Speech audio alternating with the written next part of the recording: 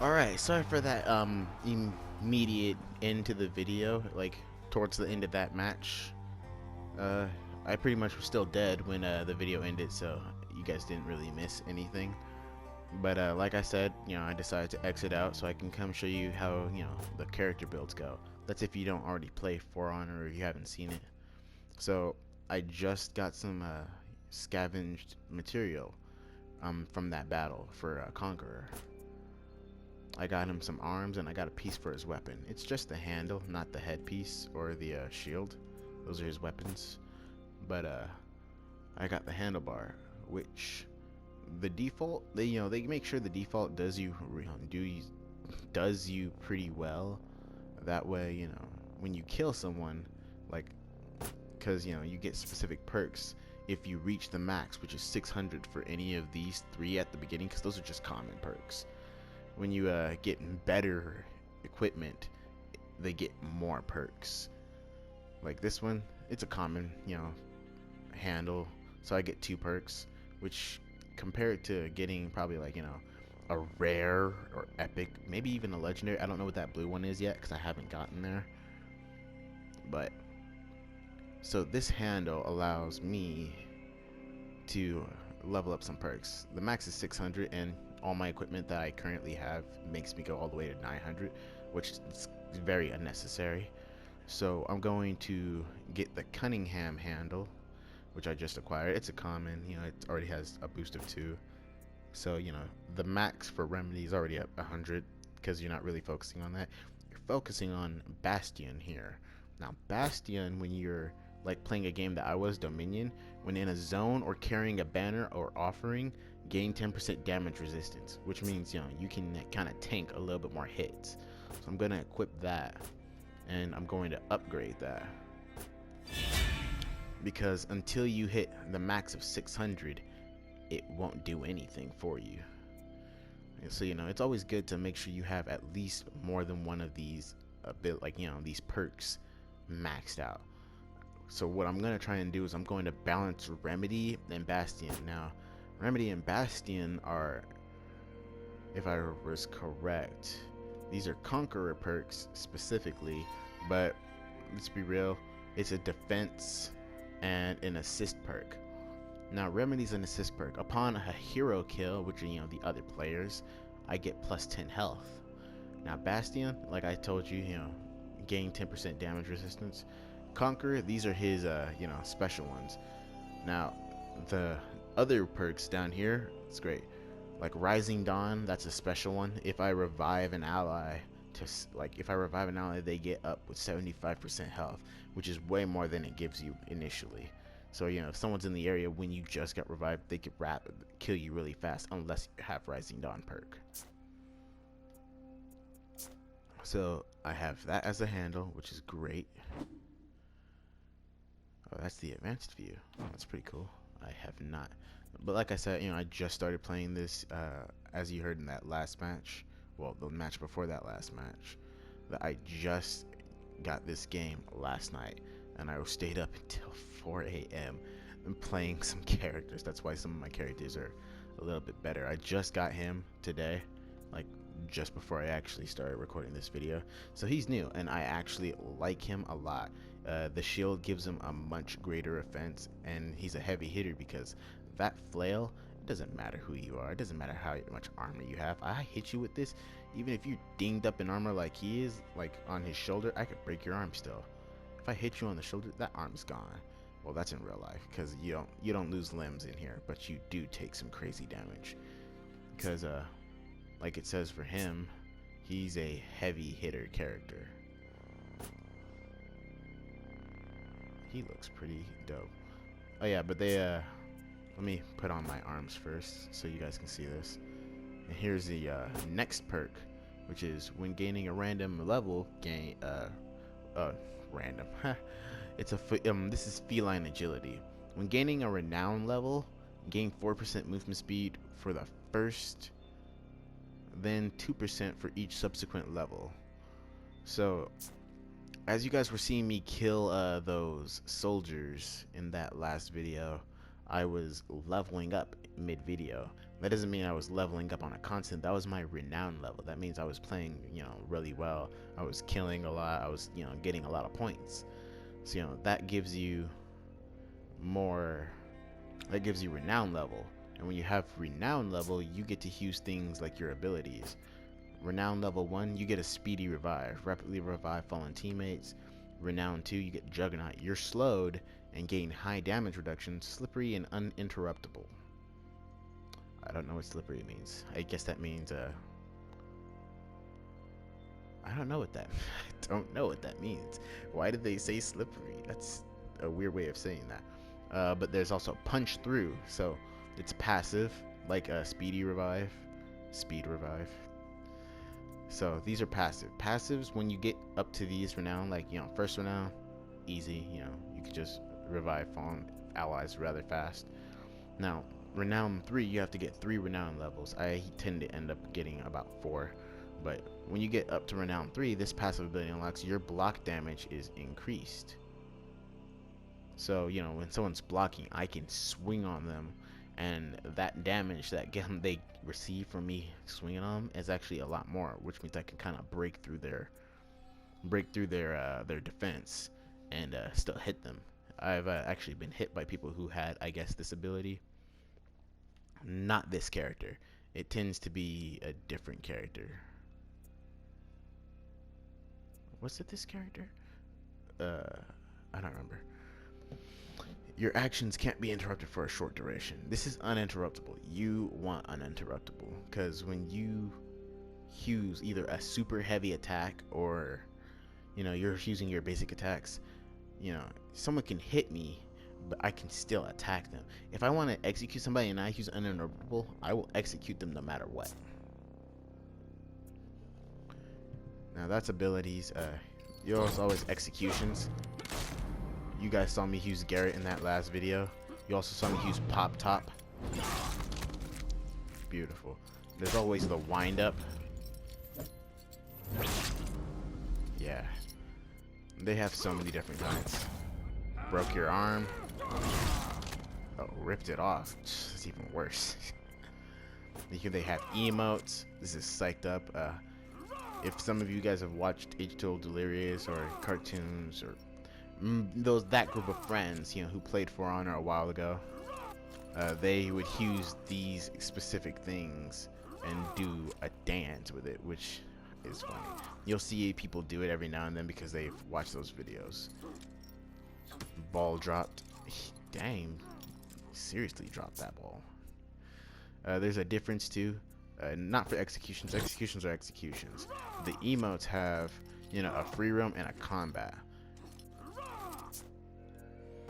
Then there's signatures. This is when you win a match. Yeah, I've seen that one. That all you got? There's a good work.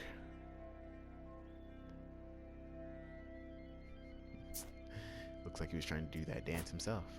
Then there are effects. See, when you have Ubisoft Connect, it kind of connects to other games. I just get this one because I have it on Ubisoft Connect.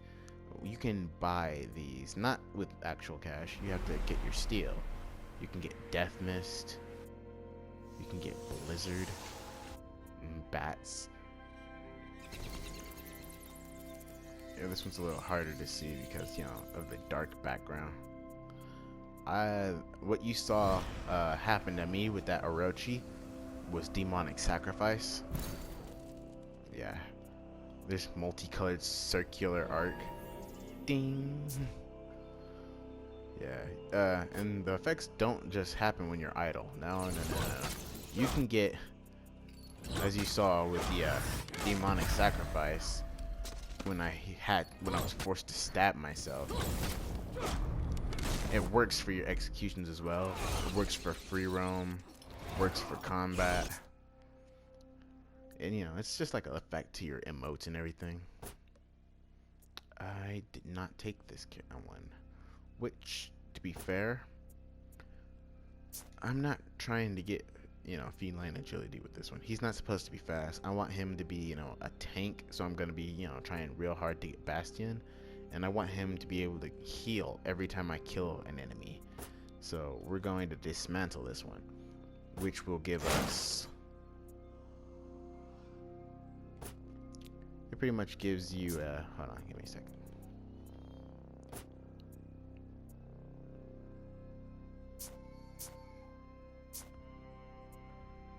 That's scavenge gear. It pretty much, what it does is, you know, it's, you scavenge materials off the stuff that you scrap, which allows you to upgrade specific things. Like if I wanted to upgrade the weapon, I would need 8. I only have 7 right now.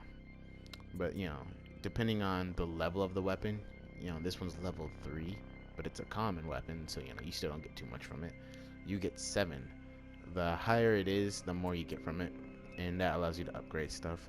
And the upgrade, as you saw, I've already upgraded this one. It increases as the, you know, the stronger it gets. So you always want to make sure, you know, if you're not using some equipment and you don't plan to, always, you know, scrap it. That way you can upgrade other stuff to make your character stronger. I really do enjoy this shield. I really enjoy my emblem even more. Alright, so here's how you can customize your character. As you know, you can see I've got my my emblem. I created this. Yep. And you can pick these things. I'm currently using the vertical halves. That's just me. I have a lot of Ubisoft Connect symbols if I really wanted to use them, but I really don't. And there are symbols that you can get by leveling up and upgrading stuff. These, however, the ones that have these blue locks, are from the current premium pass that's going on. Yeah, year 4, season 4, you know, the battle pass. I don't have that, and I was not planning on getting it, at least not anytime soon. You can also change, you know, your character from male to female. Not all characters have that ability to do that. This character does, and let's be honest, you know, a lot of men will use female characters anyway. I will kind of go back and forth depending on the character. Like Peacekeeper doesn't change to a guy. It's always a female. Nobushi, she's a female constantly. That doesn't change.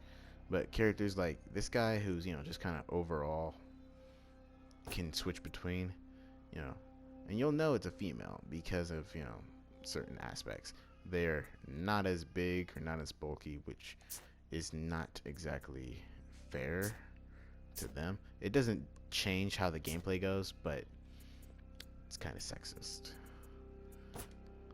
Of course, when you're playing a character like, you know, the Valkyrie, you know, she's kind of just big. She's big. Like, there's I was playing a male conqueror. She was taller than me. I was like, you know, like almost like, what I'd say 3 feet shorter than this chick. Then there's Lawbringer. Now, Lawbringer, if you customize Lawbringer, it does not go to female. He's just a guy. He's just a big, bulky dude. And it allows you to change his skin color too. I don't know the point of that. I guess, you know, they wanted to define races and stuff, but look at him. He's clad in armor, chainmail, just plated armor all over. You don't need to see his skin color. It doesn't matter. So, you know, don't even bother with it. Some people will anyway. What was I using? I was using this one. Yeah, this is how you customize how your armor looks. You know, this is the paint pattern. Then, you know, you guys already saw the symbols. Now, this is embrosing. I don't have enough steel right now to embrose, but you can, like, it removes the symbol that you have, and it adds some actual imprints to your armor. You can see it in the light. Yeah, makes your armor look a little bit cooler. What I have on my head is technically considered an ornament. That's also worth steel. You know, there's multiple different kinds. Now, if you go far enough, there are certain, you know, even cooler ornaments that you could get, but you have to unlock them by getting specific outfits, and we'll see that right over here. There's battle outfits. Majority of the time you have to get an elite outfit for you to get any special kind of emblem, and there's a lot to go through. Why do they look like this? I think this is something either that the game designers created, or these are characters that, you know, players have created themselves, because let's be real, the paint job on these things are not the coolest. They're actually kind of weirdly distracting. They're kind of all over the place. Now, some of them come with special things that, you know, you can also still get by unlocking these specific things. And when you do that, you don't have to keep that paint job. You don't have to wear that outfit either. You can unlock the outfit and then just wear the ornament on your head, you know, and make your own paint job. Because let's be real, I don't want to get rid of my emblem. I really enjoy it. You can't really see it too well on his specific stuff, unless I go to, say, I have something to do with his weapons. That can wait though. Unless you go to specific parts like his legs, you can see the emblem really clear here. And if you change the paint, which you do over here at colors, you change the color scheme. You don't really get to pick it, you know, color by color, even though, you know, that would make it look a lot better. They want to make it a lot simpler, and you get, you know, specific kinds. Like, I could go red and white, but that's not what I'm doing. I'm going with ashen, and they have specific names for them too. That's red wine, you know, like the song. I'm kidding. Not like the song. What is it? My peacekeeper is currently using queenly. I don't know who would wear queenly on a on the lawbringer. That's kind of like a feminine name, but still it does look good on him.